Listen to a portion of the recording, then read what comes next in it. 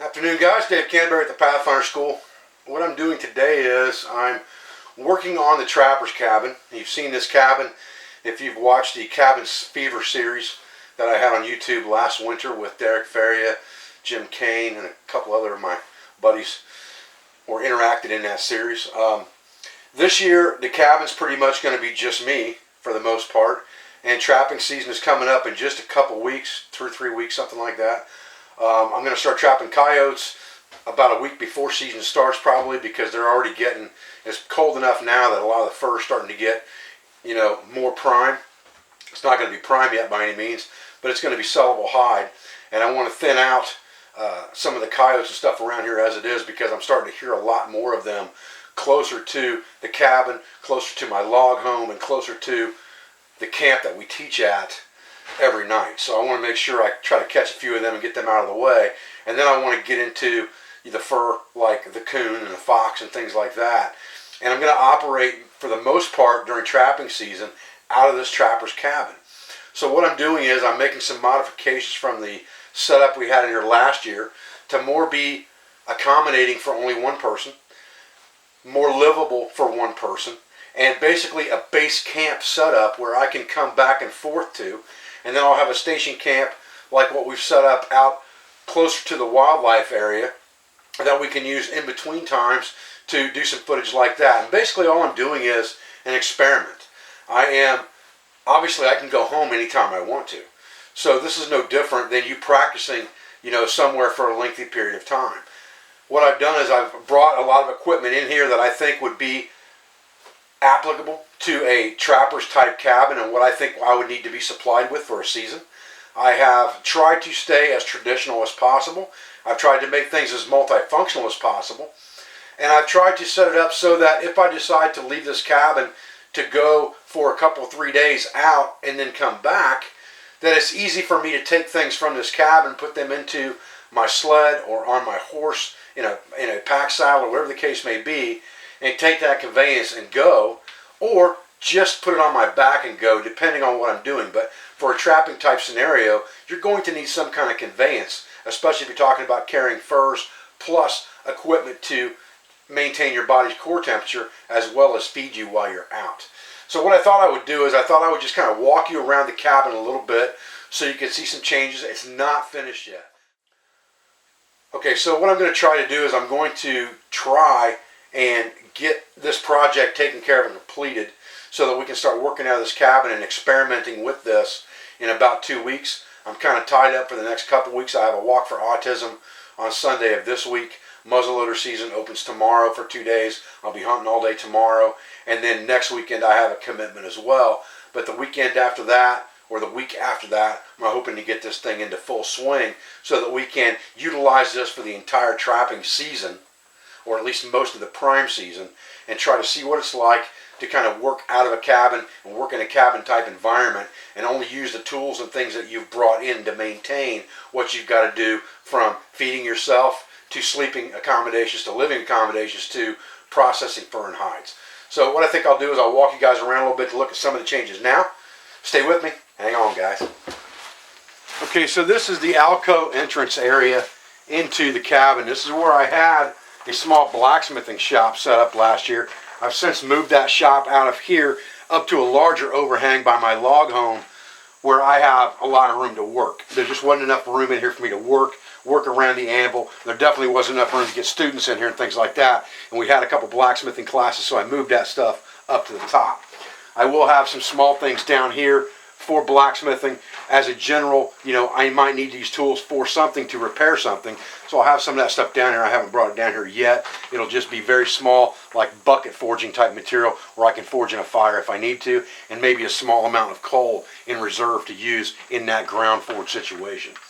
So basically we have a series of hide stretchers over here on this wall. There's probably every bit of 50 or 60 hide stretchers here. Everything from small coon, possum, stuff like that, all the way up to fox, coyote, and beaver. Those are the things that I'm going to try to target this year. A lot of canines if I can get them, because the fur is going to be worth more money.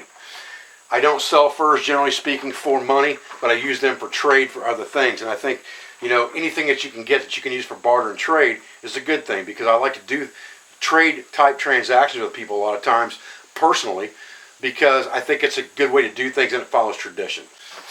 Obviously you can't always do that in business, but I try to do it personally whenever I can.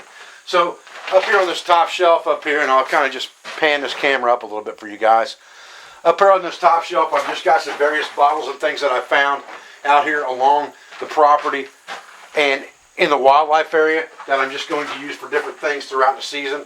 From, you know, it could be something like collecting tallow, could be making lures and scents, whatever the case may be. Any glass containers that I find, I collect and just put them in here.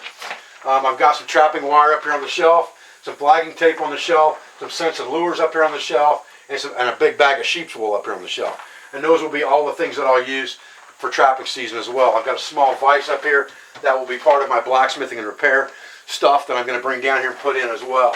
I've got an apron hanging right over here, the one we made out of rubber for skinning. And I have a catch pole right here and a pair of rubber gloves for skinning as well. And I can hang a gambrel right here in the center of this area in the alcove opening that I can skin animals with, take care of that, put a tarp down or whatever, and take those guts and collect that stuff up and use it for bait. Okay, so over on this wall, and now let's understand for a minute that what I'm talking about here is enough stuff to sustain me for a season. Alright? I have a lot of traps in here, more than I'll probably use, but again, barter and trade, right? I have just a small string here of oddball traps. Some of them are soft catches, some of them are square jaws, some of them are jump traps. I have a full string here of 3 different size single long springs, a full string here of about a dozen double long springs from number 2s to number 3s to 1.5s. I have a string of MB 550s and a string of MB 450s. Then over here, closer to the opening, I have just a piece of hog jaw here that I use for an attractant that's got an earth anchor on it. I have some drowning cables, I have some snaring hold cables and run out cables, and I have a few earth anchors. Then down here in the bottom, I've got buckets that I'm storing stuff in. And I've got a bucket here. Make sure you guys can see that. I got a bucket here that's got 12 220 conibears in it. A bucket here that has 12 110 conibears in it. A bucket here that has about 100 snares in it. A bucket here that has nothing but trapping tools. And then an empty bucket here. I've got several empty buckets laying around here because, you know, buckets are like gold to me, from Harvey to carrying trapping equipment. Okay, over on the floor here is going to be my live trap storage. I've got 2 large live traps and 1 small live trap. I've got a couple more live traps I got to dig out and bring down here, and then I'll be good to go as far as having all my trapping stuff will be right here in this section ready to go. Okay, trying to get this camera back far enough for you guys to see everything is kind of tough, but there's a brand new Loric pack basket right here. This is supposed to be a pretty much indestructible pack basket. I haven't used it yet, but I saw a video where they threw this thing in front of an F-150 and ran it over at about 40 miles an hour, and it didn't hurt it. So I called the company, I asked them if they wanted to work together a little bit. I'm going to test this trap basket very heavily this season. It's made out of solid, the runners are made out of plastic.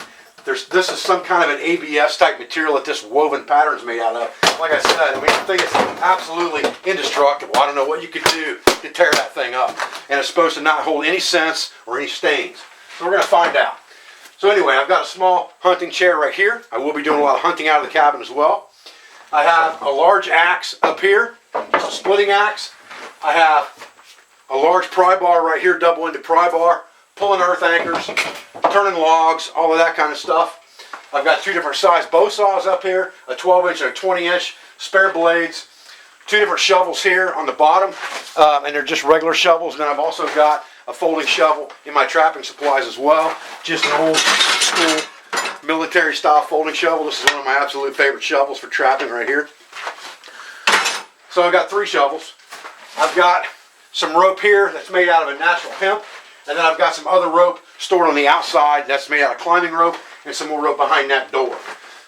I've got a broom right here just for sweeping out the cabin, and I've got a metal rake on the outside as well. So those are just maintenance type tools and things that I'm keeping around the cabin for us to use. I've got a couple nails where bungee cords and stretch cords are going to hang, because those things again are worth their weight in gold. Trade value, not only trade value but for everyday use, bungee cords and stretch cords are hard to beat. Okay, so this area that we had last year that we used as a cold pantry, I've converted this area, and what it's going to be is, it's going to be, number one, fuel storage. So anything that takes fuel, whether it's a transient stove, whether it's a chainsaw, or whether it is lamps, fuel oil lamps, all that fuel will be stored outside, out here, so it's away from outside the cabin where anything's going to be burning on the inside like the wood stove or any kind of lanterns. And I've got an extra lantern stored up here. There's just a couple of gourds up there. There's a 30-day supply of Weiss food up here. It's just there. I don't use it. It's just there just in case. Weiss is not my favorite brand of food by a long shot. The stuff I sell on my website is, but you know, it's there in case I need it. And then this bottom area is just going to be a working area, just like a little workshop. Right now I've got a bunch of trapping stuff laying here that I need to separate and go through. But for repair of traps, repair of gear, repair of anything that I need to work on, those types of things will take place right here. And then storage underneath basically is very simple. I've got a bucket of extra traps down here. I've got a bucket of nails and a hammer right here. Again, nails. You know, I can't say enough about nails. I've got a full 5-gallon bucket of nothing but miscellaneous nails right here, because nails are worth their weight in gold. And I hope you guys can see this because it's kind of dark down here. I've got a Husqvarna chainsaw down here. I don't plan on using that very much, but you never know in an emergency. I may have to cut up some wood. I've got a chainsaw down here. I've also got a Jenny outside. I've got a Briggs & Stratton generator out there. Again, I don't plan on using that very much either, but it is there in case I need it. I've got some extra cast ironware out here that I can use on the outside cook set. I took that cook set that we built for a base camp cook set, and I've got it set up outside the cabin in case I don't want to cook inside because it's too warm or too hot. So that's the way this alcove area is set up. And here's our outdoor cook set, and this is our area that we're going to cook outside. I just set this up yesterday. I haven't cooked on this at all yet. Dug the pit. It's the same one that we made in the forging video, and right now I've got a tripod sitting here, and I've got the grate, and I've got a set of uprights right here that I can hang utensils and things like that off of, as well as pots. And this is going to be just for cooking outside, or you know, things like that I don't want to do inside the cabin because of the weather. Okay, so let's talk about the inside of the cabin. First of all, gun rack. Obviously, if you're going to be hunting, you're going to have firearms. There are 3 firearms there now. There will be 5 in the end. I haven't brought 2 of them down here for a reason. The first one on the far right is a 12-gauge H&R Huntsman percussion cap 12-gauge shotgun made by H&R in the 70s. The second gun in that rack, or the one in the middle right now, is a H&R slug gun. It's an H&R Hunter model slug gun. And then the third gun that's in the rack is an old Remington Scoremaster, single shot, bolt action 22, magazine fed. Now, there's 2 more guns that are going to go in that rack. There's another Huntsman muzzle loader that is a 45 caliber that I'll be hunting deer with tomorrow, and that's why it's not in that rack. And then a regular single shot smoothbore partner model modified choke H&R 12 gauge. The reason those guns are there is because of versatility. Yes, I can shoot almost anything out of a normal 12 gauge. If I put the right adapters in, I put a 209 adapter in there to make it a muzzle loader, I can shoot anything out of that gun. But the fact of the matter is, having multiple H&Rs here, number one, gives me repair versatility in case something breaks, because all of them are going to be interchangeable as far as the parts go, with the trigger mechanism, the crossbar safety mechanism, all that kind of stuff, the hammers, all of those things will be interchangeable. So that gives me spare parts if I need them. The other reason for the slug gun in particular is that it has rifled sights. So I can put any adapter in that thing from that's made for a pistol cartridge or some type of a bullet. Whether it is 22 long rifle, 8-inch adapter, 38 special, 45 long Colt, 45 ACP, 9mm, whatever rifle adapter I put in there, I have rifle sights to shoot that weapon. And that makes it much, much more accurate. So I keep that slug gun for that reason mainly. As far as the 22 long rifle goes, you know, it's just simplicity. It's a bolt action, single shot 22, really good for trap line use if you've got to put an animal down or something like that.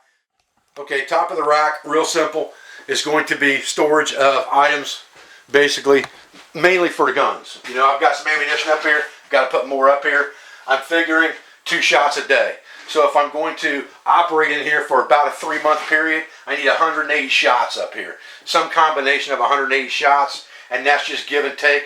That's figuring 2 shots a day, 1 miss, 1 hit. thinking outside the box here and trying to be, forward thinking that you're not going to hit every single time, so you might as well just double it up. So for a 90-day period, I want 180 shots. Now, there may be days I don't have to take a single shot because I catch things in traps. Great. Then I just got more ammunition for the next time. So I got 12 gauge, I got 12 gauge slug, I've got 22 long rifle, and then I've got black powder, and I'm going to have number 6 shot, number 8 shot, and sheep's wool. I've got 209 shotgun primers. I'll have 200 of those, and 200 normal number 11 primers as well. 22 long rifle, single shot pistol here, just a cheapy brand. I can't remember the name of it now, but it's a cheap one. But that's okay. That's what I want. I want something that's single action, that's fairly cheap, that I don't mind beating up on. I've got a Ruger single 6. It's not out here. Trail cam, just in case. Never know. Might get something finicky in a trap, disturbing me all the time. I want to know what's going on. I've got a trail cam in case I've got computer capability down here, and I'm not sure that I'm going to have yet, so I'm kind of playing with that. 4 extra rolls of bank line, 236, 2 number 12. We'll probably go somewhere else before it's over with, and a roll of Gorilla Tape. Okay, guys, so moving to the other side of the room, this is where we're going to sleep. We've got just a normal cot in here with a couple sleep pads on it.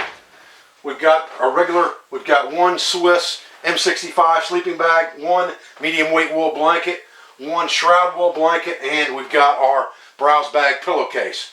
That's it. We're not going to sleep any different in here other than the cot than we will sleep if we take off from this place. That way we can just pack the same stuff up and go. So that's going to be the sleep system. Now up here on the wall, we got a few things hanging that we're going to use throughout the season. And again, I like things to be multifunctional if possible. Try to get this camera where you guys can see everything. I've got a set of ice creepers right here that go on the bottom of a pair of muck boots. These things are indispensable as far as I'm concerned in cold weather. I've got a Roycroft pack frame here with a webbing belt. Good for carrying game and things like that if I need to. I have a couple different straps and belts right here that will double as bedroll straps. They'll double as belts, or they will strap things down that I need strapped down if I have to do that. But they're just very multifunctional for different items. And I have a haversack, Baco Laplander saw, and my canteen kit. Canteen kit's going to go with me everywhere I go. That's going to give me my ability to cook on the fly. And I'm going to experiment with some other things as well. But I don't want to take a lot of cookware out of here when I go on a trip. I want to travel light.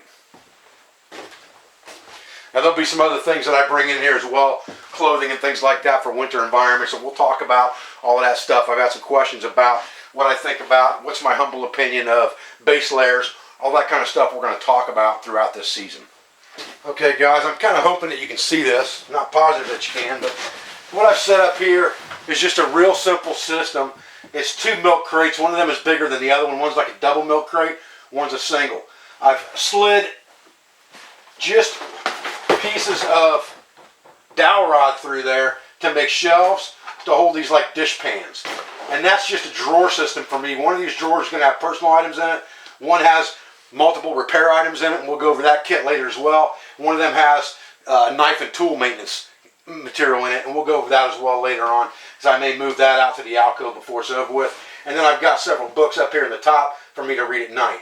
I have a lantern hanging right here above my bed. We'll talk about the adjustment system on that in just a few minutes, and we'll talk about the cook system as well. Okay guys, I'm trying to give you the best view of this stuff I can. This is just a regular lantern that's on a chain and a hook that I made on my blacksmithing forge. And what that allows me to do is adjust that height to get it where I need it for either ambient light in the room or for light down lower if I'm laying in the bunk or whatever to try to read. And that's why I've got that adjustment system there. And then behind that I've got just a bellows for the wood stove. So I've got the regular wood stove here that we used last year, and I've got very little cook gear in here. None of this would go with me when I leave. I would take a smaller cook set like the canteen set like we talked about, but this is what I'm going to use in here, and still very minimal. I have one skillet. This is probably an 8-inch skillet and a lid, and this lid is multifunctional because it fits multiple items. Up here I have one bucket, I have one pot or Dutch oven that the lid also fits, and I have a regular pot right here that the lid also fits. So I've got This pot will just be mainly for cooking water over the stove and things like that, so that it's there for me and putting some moisture back into the air. Wood stoves tend to dry the air out real bad, and it will just sit on the stove most of the time and be heating water. Then I also have a grate system here that I picked up from a junkyard, from an older stove, that I can take one of these lids off, put it right down on top of there, and actually cook on that like an open burner. That works out really well too. Then I have a griddle that I can lay on top of it for cooking things like pancakes, salt-cured bacon, things like that. And then over here I have a metal straining device where I can pull stuff out of hot grease if I'm frying. And all that stuff just hangs up on the top in a rack that I made with hooks and things like that to hang my kitchenware. That's pretty much the extent of our cooking gear, other than, you know, things like spatulas and those types of things. We'll talk about that in a minute. Okay, so this area on the other side is just going to be our kitchen. There's nothing set up yet. I just got a table right here that has a cloth on it. I'm going to put a piece of wood on here to use for working on top of that can be cleaned. I've got a small cutting board hanging up here on the wall. One spatula, one ladle, one spoon, one fork, all made out of cherry. That's what I'm going to use for cooking utensils throughout the season. And then I've got a couple of pot rags here. I got a couple containers here right now. I've got to get this set up a little bit better. Most of this stuff's going to be quick and easy food items, and mostly frontier type items we'll talk about in later videos. But this is going to be the kitchen area or the food prep area when I'm done. Okay guys, so that brings us back to the table area. We've got an oil lamp on the table. As far as eating equipment goes, we have some Kupilka gear here. We've just got a plate, a bowl, a kuksa, and 3 bamboo utensils, knife, fork, and spoon. That's what we're going to use to eat off of and out of the time that we're in here. Really simple setup. Over here I've just got a couple of the cook sets that I've been playing with, experimenting with right now. Maybe we'll take those out in the woods later and talk about them. We'll see. And then just a couple of knives right here that I'm going to use. And this is basically where I'm going to, do most of my work and planning and things like that. We'll shoot a lot of videos in here throughout this season. I hope you guys enjoy this. Just a quick look at the trapper's cabin and what it entails. It's going to change a little bit as I go over the next couple of weeks. But I appreciate you joining me for this video. I thank you for everything you do for me, for my school, for my family, for all my instructors, affiliates, and friends. I'll be back with another video as soon as I can. Thanks, guys.